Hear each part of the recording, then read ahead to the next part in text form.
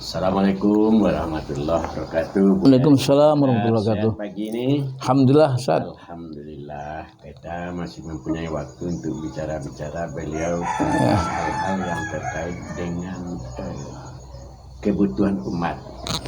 Kelihatannya banyak hal yang perlu kita tanyakan kepada Buya. Pertama sekali kan saat ini pendidikan kadang-kadang guru agak takut memberikan sedikit sanksi lah, atau sebaliknya malah anak-anak menjadi durhaka kan gitu kan. Dan kadang-kadang juga anak sendiri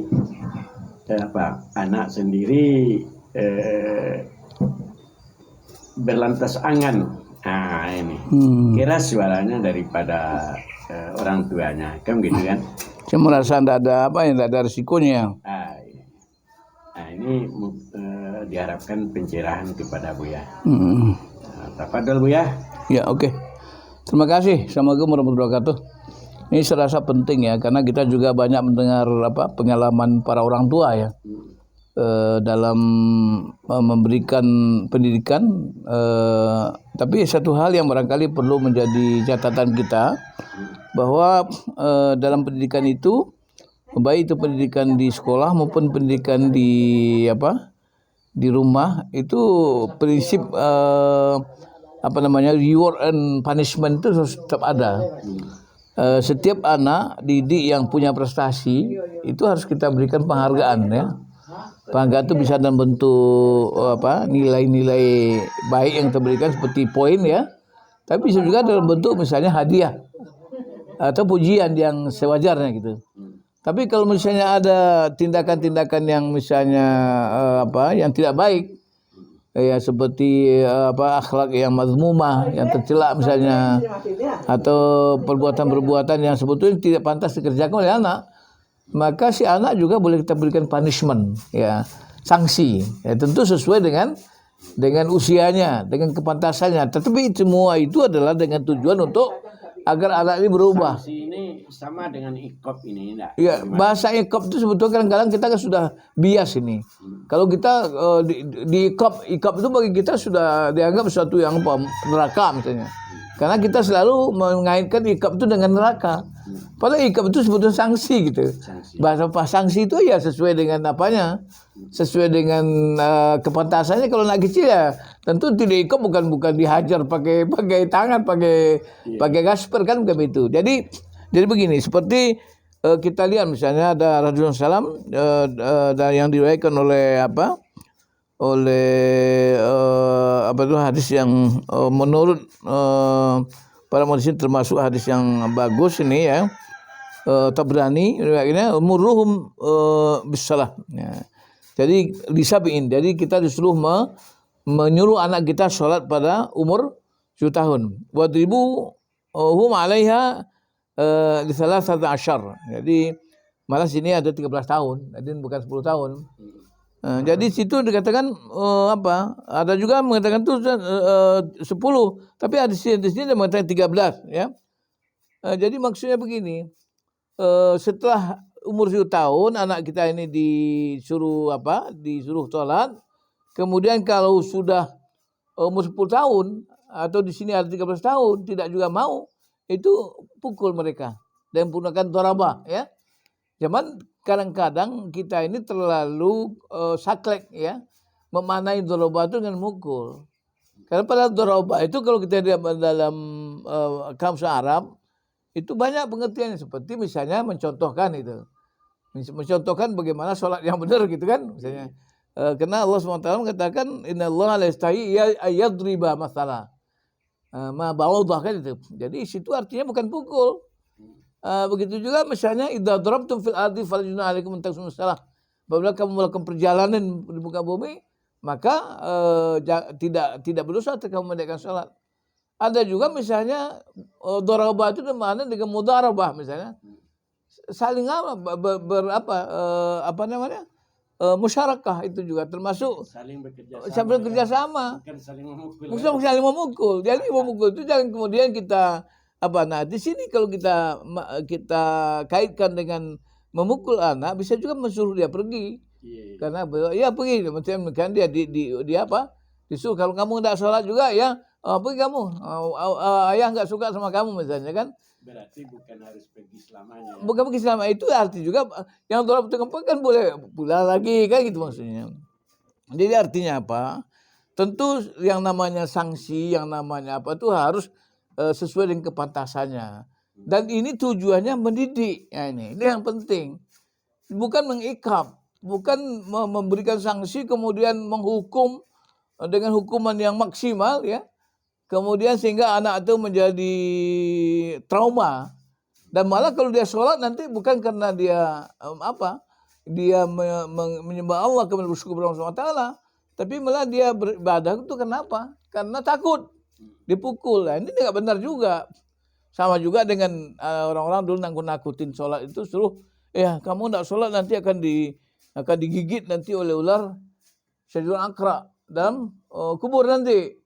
Syaitul Akra itu ularnya kepala besarnya 7, masing-masing kepala besar, 7 kepala kecil, 700 kepalanya.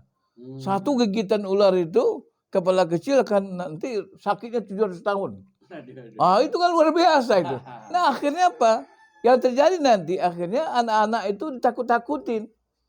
Agar dia sholat takut dengan ular, bukan takut kepada Allah SWT. Jadi ini juga salah. Ada seorang tua melapor sama saya. Ustadz, gimana ini katanya? Anak saya itu waktu kecil, waktu dia umur TK itu rajin sholatnya. SD masih rajin sholatnya. Belum ada lagi dia ke masjid katanya. Tapi ketika di SMP, itu udah mulai malas. Udah mulai meninggalkan sholat. SMA udah banyak sholat yang tinggal. Udah perguruan tinggi, itu nggak sholat lagi katanya. Gimana Ustadz? Ini menurut saya, ini barangkali kita udah salah dalam pendidikan. Kita itu mendidik anak ini dengan menyuruh sholat itu dengan ditakut-takutin. Ketika dia kecil, ditakut-takutin memang dia takut dia. Jangankan itu, dibilang ada tikus saja di atas loteng, dia akan takut itu bilang. Tuh ada tikus tuh di loteng, dia takut. Malah takut dia sholat karena hari udah gelap ada tikus ini. Ada tikus ini, takut dia. Jadi jangan kemudian menyuruh anak sholat, mengajar anak sholat itu karena takut. Mari kita belajar misalnya kembali surah Luqman. Itu kalau surah Luqman itu kan belajar sholat itu udah tahap ketiga itu. Tahap 3 ke 4. Malah yang di pertama itu diajar ditanamkan rasa syukur kan gitu. Nah, karena ketika Luqman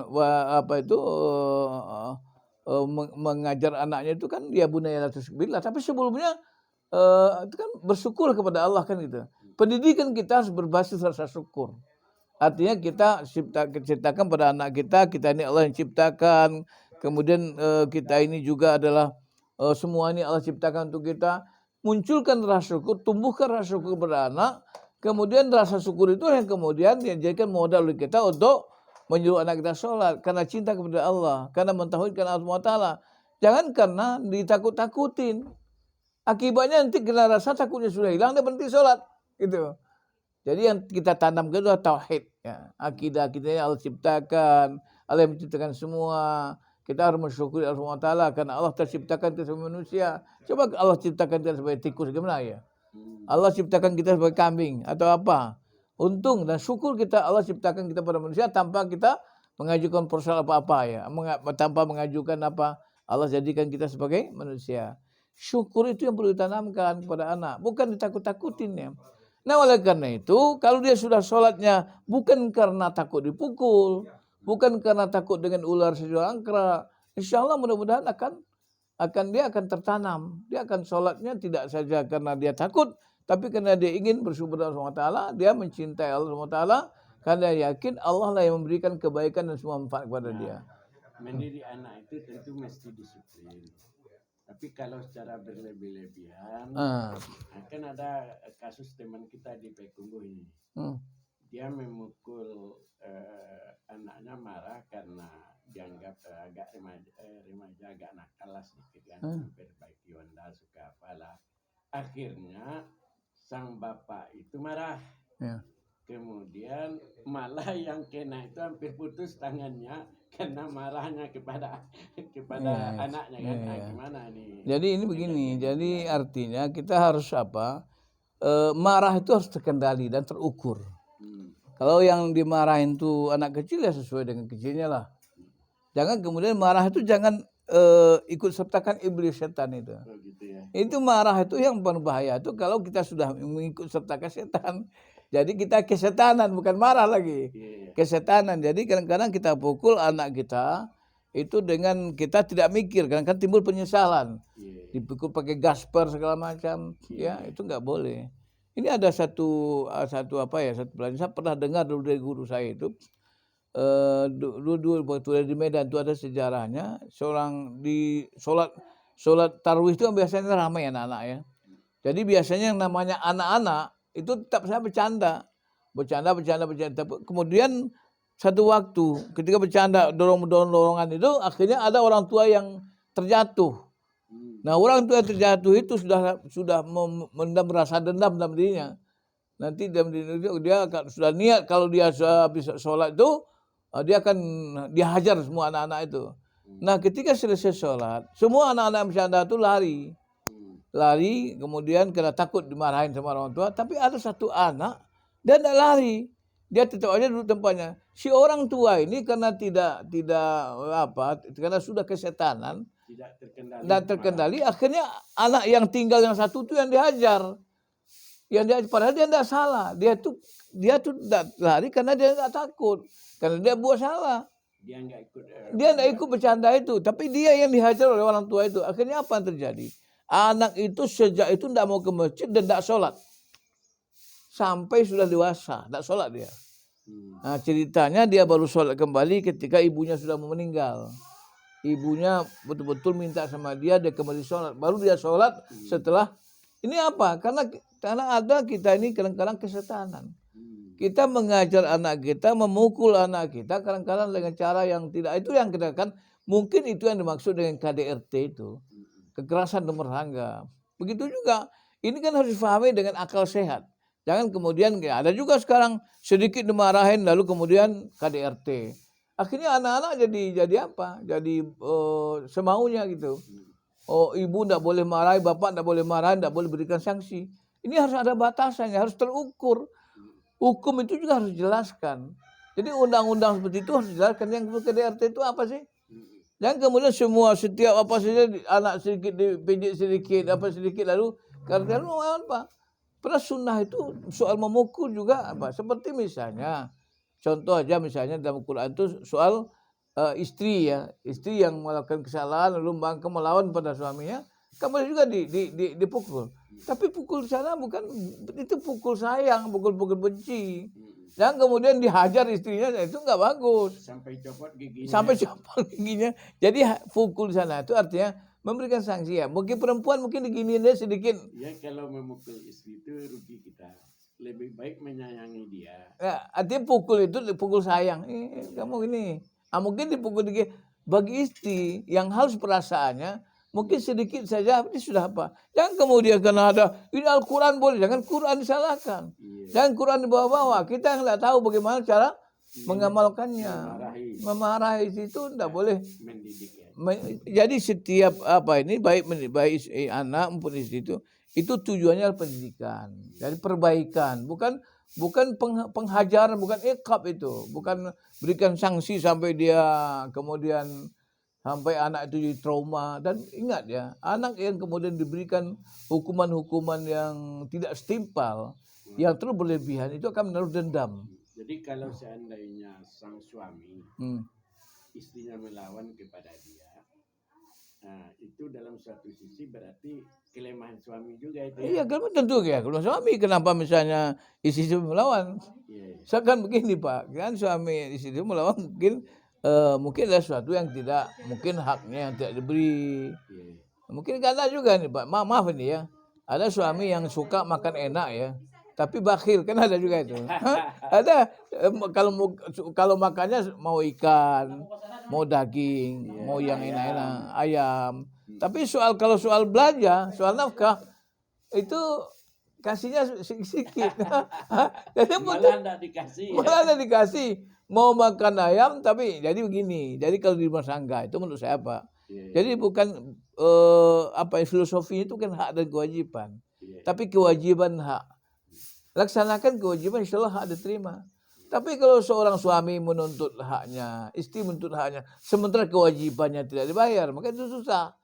Suami kalau ingin dilayani dengan baik, ya haknya diberikan dengan sempurna, bayar kewajiban dulu. Filosofinya seperti apa? Iya karena bodoh, wa nasta'in. Wajib dulu beribadah dulu, baru minta tolong kan gitu. Jangan iya karena nasta'in, wa kena bodoh, tak tolong dulu beribadah. Nah, itu. Jadi prinsipnya, filosofinya itu bukan hak dan kewajiban, tapi kewajiban hak. Laksanakan kewajiban Anda, suami laksanakan kewajiban pada istrinya, insya Allah istri akan memberikan hak suami kepada suaminya. Begitu juga si istri hormati, muliakan suaminya, insya Allah nanti suami akan memberikan haknya istri kepada istri. Itu penting. Jadi kalau ada kata-kata pukul, itu bukan hajar Pak itu. Jangan diajar Pak. Ajar dengan hajar itu beda Pak. Diajar pakai mulut, dihajar pakai batu Pak. Oh gitu ya. Iya, hajar Pak. Hajar kamu. Kalau tidak bisa diajar, dihajar. Nah, itu hajar itu pakai kayu, pakai batu. Nah, itu Pak dasar. Yang intinya mesti dengan ikhlas, kemudian berkendali dan tetap bersabar. Dan tetap tujuannya pendidikan.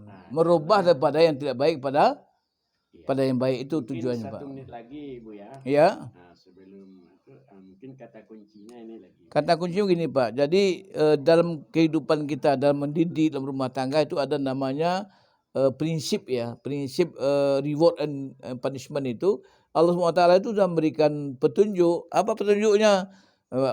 Orang yang berbuat baik diberikan pahala, yang berbuat tidak baik mendapat dosa. Itu artinya Pak, itu namanya reward and punishment.